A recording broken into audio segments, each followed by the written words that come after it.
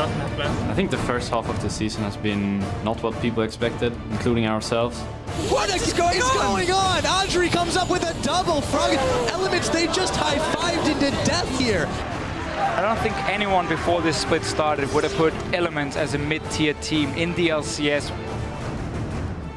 That's 4 games in a row, 4 Gambit after losing their opening 5. Now we're looking forward to actually get a huge winning streak. They're definitely making a run for that top 3, top 4 slots currently. It is Fnatic versus SK. This is the El Clasico of League of Legends. Can we finish? Finish the game!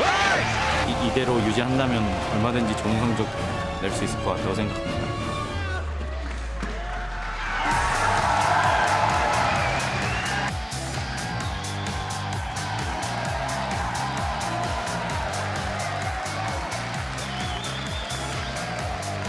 Welcome back to week 4, day 2 of the European LCS Spring Split, coming to you live from Berlin, Germany. The action is getting underway here, and just moments ago we saw a very, very active Unicorns of Love fan. They have the coolest fans, it's got to be said. Diamond walking in the building with his Gambit friends there, looking for their 5th win in a row. What a winning streak these guys are on. Let's see if they continue it here today. And their Yellow Star together with Huni coming in the building for Fnatic, followed by their coach Daylor, looking for another victory on the board. I'm Eve, your Shock supporter, here on the analyst desk with our guest this week, former Alliance AD carry and summer split champion, Erik Tabs van Helvert. Yeah, it's great to be back, Shucks. It's great to have you back. A lot of games here today, and as we've reached the halfway point in the split, let's see where our teams stand. In first, but no longer unbeaten, is SK Gaming. Fnatic is just a game behind them in second, while the 3rd place spot is tied up between the Copenhagen Wolves, H2K, and the Unicorns of Love. Elements continues to slide in the standings and shares 6th place with Gambit Gaming, who are on the rise with 4 straight wins entering the second half of the spring split. And as we see it there in the standings already, Fnatic and SK Gaming. SK Gaming still at the top, yet handed their very first loss yesterday at the hands of Fnatic. Yeah, SK showing the first cracks in their armor. Fnatic managing to pick up that win with some really good early game play, especially by Fabivn here. You see this double kill in the early game, so well set up by Reignover and Fabivn there. And yeah, they just managed to keep on going, keep on getting these kills. They had such good vision control this game, and especially Reignover just making the early game happen. Yeah. Was an absolute menace for them. Well, as the winning streak for SK Gaming ended, H2K is having the winning streak on their own 3 straight games that they won, and they have a real test coming up later. They are facing SK Gaming, who are coming off a loss. Still a tall order for H2K. Yeah, SK, even though they're coming off a loss, they are still just this monster of a team, so strong. Yes, Fnatic did beat them, but H2K, they're on a 3-win streak, but this is a real test for them. SK is not going to let this go easy. See what happens. H2K, the Unicorns of Love, and Copenhagen Wolves, they're all tied in 3rd above Elements, Roccat, and Gambit. Copenhagen Wolves have really turned it on. H2K is looking strong. The Unicorns of Love are looking strong. And in general, it's not what we expected coming into this split. Yeah, but it's EU LCS after all. Like, you know, it's back to EU LCS when everyone starts beating each other and nothing is as expected. You see Elements, everyone expected them to be a top 2, top 3 team, maybe even the best, and now they're just in the middle of the pack and they have to try to find their groove as well. Yeah, let's talk a little bit about their game yesterday versus Giants. Frog and 10-0-8 on that Ahri. They did everything right up until they didn't, and they should try and focus on the good things. Yeah, they were winning up until they lost, and then disaster strikes. The game went on for so long. The death timers, you really can't afford to make a mistake when these death timers are just so incredibly long. Giants really good, just managing to end when they did get that little bit of space to do so. Yeah, all props to Giants as well for just closing it out when they had the chance. And of course, Frog not too happy with that at all. Of course, all the buzz is about yesterday's El Clasico between Fnatic and SK Gaming. Let's take a look at 2 of your most talked about LCS big plays from that match. Up first from @Harlefans writes, "That Annie, that Graves, oh God, here's your number 2 big play." Nothing further comes of it. Forgiven, no flash available. He dashes forwards. Steelback gets the shield up. And Red is coming going up. We do see Collateral and Buckshot is going to be available. Summoning heal comes up. That's a double stun. And Rated's got them. Forgiven kills them. 2 kills. Look again here. Notice of Forgiven. He's not trying to run away. He keeps trading. Flash, stun from N-Rated into ulti and Buckshot from Forgiven. That's 2 kills. Yeah, just such good teamwork here by SK. Forgiven knowing exactly how much damage he can take. He knows he can survive until that. And Rated Annie can come, back him up, and get that stun and double kill. So good play. Yeah, beautiful. And your number 1 most talked about LCS big play comes from @Dinazoid, who was in awe of Fnatic's Rumble pick. That's how you rumble. Huni is a god. That's not one of the many. Knockup goes up from Sven onto Yellowstar. Cataclysm locks up 4. Fox was looking for Steelboat, but that is a fantastic equalizer. So look how Fnatic, they want a team fight now because there's no defensive items to really stop Febiven from doing anything. Look at Forgiven here. He has to be so careful with his positioning. Rumble ulti in his face. Forgiven dives in as well. He's down, he's dead, he's out. Okay, yeah, so Huni just really bringing the pain with those equalizers on point every time. And not only that, his equalizers and his TPs are so on point, but he just managed to make the early game work every time. And he's got the heart of the crowd as well, yelling his name there. Thank you for tweeting those in, and remember to keep letting us know when your jaw drops today with the hashtag LCS Big Plays. Now, Huni will have another opportunity to show off his skills in just a few minutes as we kick things off with Fnatic versus Gambit. Then Roccat will face Elements as both teams look for a crucial turnaround win.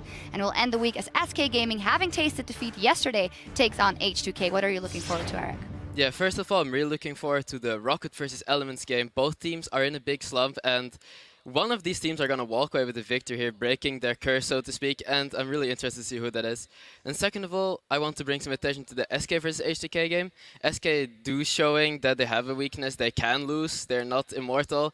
And H2K, I want to see if they can replicate Fnatic's success. We'll see. That is our last game of the day. To catch up on all the news, roster changes, and past matches from the first half of the Spring 2015, or if you simply want to watch any of yesterday's crazy moments, point your browser to lolesports.com, where you'll find all that and a lot more. And now, we know it isn't fair to keep tabs all to ourselves on the desk, so we're going to open up his insight to you today. Tweet your questions for our guest analyst to @LOLesports with the hashtag AskTabs, and we'll answer a few of them later in the show. Is there anything that we can't ask you about? Yeah, just don't ask me about my unhealthy obsession with toucans. Okay, now for a look at our first game of the day between Fnatic and Gambit Gaming. The last time these two teams met back in Week 2, Fnatic won thanks in part to a strong mid lane showing by Febiven against Nick, who is out temporarily this week. Let's start by taking a look at the lineup for Fnatic on the blue side here. Huni, Reignover, Febiven, Steelback, Yellowstar, and their coach, Daylor Asset.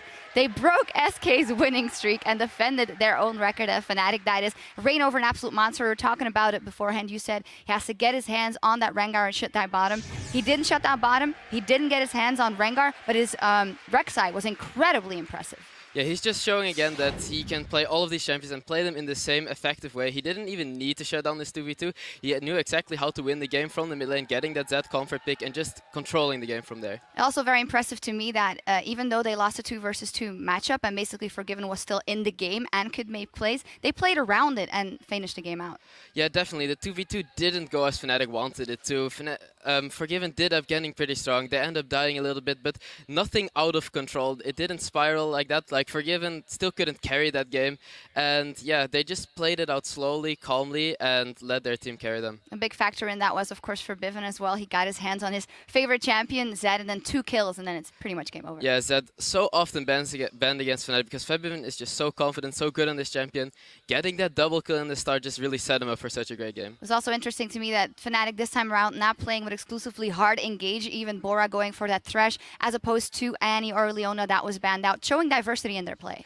Yeah, I do think they're getting a bit more comfortable around their play. In the start, they were maybe a bit careful, like getting a lot of initiate, really, like you don't really have to communicate that well, you can just all go in with initiate, but seeing them diversify their picks makes me happy because they know they got their teamwork down, they know they can win in all these different kind of ways. Getting better and better. On the other side of the stage, Gambit Gaming, the opponents of Fnatic today, Cabochard, Diamond, Pinoy, Edward, and Leviathan, and of course in the mid lane for now, Betsy. Betsy, he held his own in that mid lane. I think that's the best thing we can say. Leviathan also said we chose him because he's mechanically strong and he's not that different from Nick. Edward even said, yeah, I don't even notice the difference, which is a sign for that team that it's just working if he plays the same style. Yeah, he does play the same style in the game as Nick. I would say he's quite equally mechanically skilled, but I do feel like Gambit might lose out on a bit of shot calling that Nick used to do, because I did hear from sources that Nick was a pretty big shot caller in that team, so we're going to see how that works out against Fnatic. Well, we'll see how Diamond does, because yesterday he got his hands on Nidalee again in 5.3 and just, well, wrecking face with it. Fantastic play by him once again. Yeah, Diamond still like getting all that respect for it. Nidalee. He's so good at it, managing to get all these plays in this game. Even though like Betsy wasn't really doing that great this game, not having the biggest impact, Diamond just going everywhere, making all these plays, setting his team up for success. Yeah. Diamond fantastic on that Nidalee, even on 5.3. That means that Gambit is now on a 4-game winning streak, but they have a real test on their hands here today versus Fnatic. What should be their strategy going in? I would like to see Gambit try to really get that Kalista, because last week you saw they got really snowball with that Kalista in the top lane, managing to get those 1v1 kills against that Kassadin. And we know Fnatic is a team that likes to do those lane swaps. They like to avoid that 2v2. If they can get a snowball rolling in the early game, that means that Fnatic will not be able to get that mid-game roaming gameplay that they're so strong at. Yeah, we'll see how this plays out. Now, as we send it over to the casters, let's hear from Gambit's Diamond about Rengar and the difficulty in playing one of Reignover's signature champs. To play Rengar, your team needs to fully know his limits, to know where to go, how to catch people, how to protect vision, and how to get it back. And that's really hard. That's the different playstyle from anyone else. With Rengar, you need to really learn a lot as a team to play it. And I think right now we're really doing it well. His Rengar is really good.